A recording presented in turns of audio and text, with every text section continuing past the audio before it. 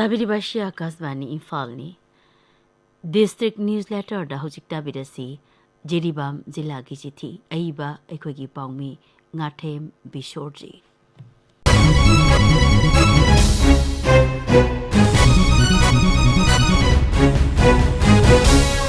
Laibak ki mafam khuding da pangthok na khibagum Jiribam district tasu district administration na sinduna security ki akan mamong section thorang amadi covid ki chana kanglon ningthi na ngaktuna humbutara humda suba ganatantra divas palan ki thoram January 13 ta DC office ki complex ta pangthokhi thoram adu da district asi ki deputy commissioner W Malem nganba chenglaina Bharat jati ki machu ohum gi phiral paihan bagolona na security personnel singna piba salami amasu okhi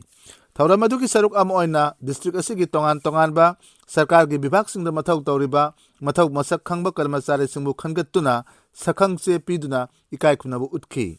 Thauram du datin khiba miyamda athoba mitulan oikhiba deputy commissioner na lakliba tara inthoi suba Manipur Vidhan Sabha ki mikhalda miyamna aki akhang yaudana vote hadaba thokpiraknaba amadi covid ki chana kanglon singbu ningthina ngakpinaba appeal tawkhi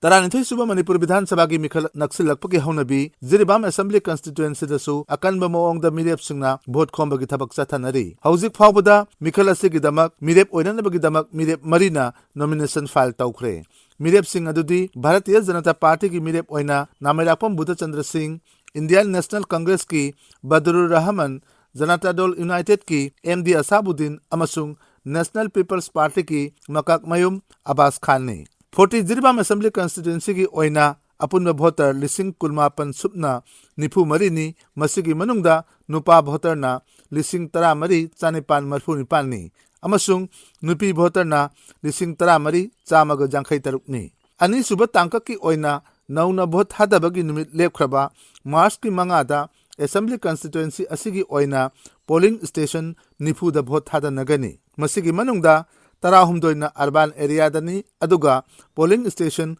kuntret amana rural area dani District Election Officer W Malem nganba chengleina thokiba warol amagi matungina lakliba mikhal asigi damak nupi ngaktana polling personnel oiba polling station manga laigani hairi hairiba polling station sing adudi 40/3 40/4 40/5 40/12 amasung 40/13 ni Mikhal asigi damak ising lambida chatkadaba polling station ani haibadi 40/16 Boroikhal amasung 40/17 Babukhal polling station yauri Assembly Constituency asigi oina polling station ani haibadi 40/19 amasung 40/20 bu critical aduga vulnerable polling station oina polling station tara amasu masak khangdokle haina phongdokli Sahi asigi January amada thokiba photo electoral roll gi matung inna haksangi phiba mima nadraba miyoi chamaga humphutara humdoi aduga sahi marfu helba miyoi sahumga marfu taretna mikhal asida saruk yagani amaramda mikhal asibu santi oina pangthokpa ngamnanabagi dama state force ki mathakta Central Armed Police Force Company nipan sijinagani hairi Central Armed Police Force ki company ani amadi January 19 dagi Jiribam da leiduna mikhal asigi damak thabak sijinaba haukrabani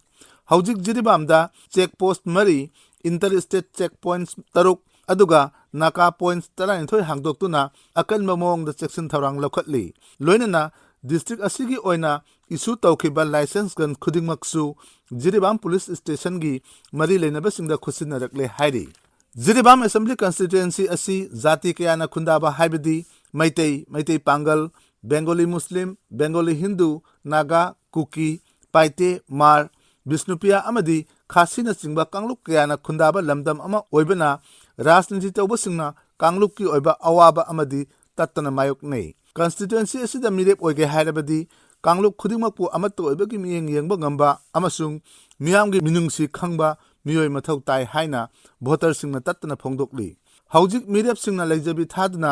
miyamgi pukning chingsina bhonari amadi political party kharadi phiral chingkhatpagi thauram singsu pangthokna khre ningsingbi yai mamangi chahi taramathoi suba Manipur Vidhan Sabha gi mikhalda independent mirep oikhiba MD Asabuddinna mahaki khwaidagi naknaba lamba oikhiba INC gi Thaudam Devendra dagi supnagi vote lisingamaga chatruk yankhai henduna mai pakhibani lakliba tara inthoi suba Manipur Vidhan Sabha gi mikhal asida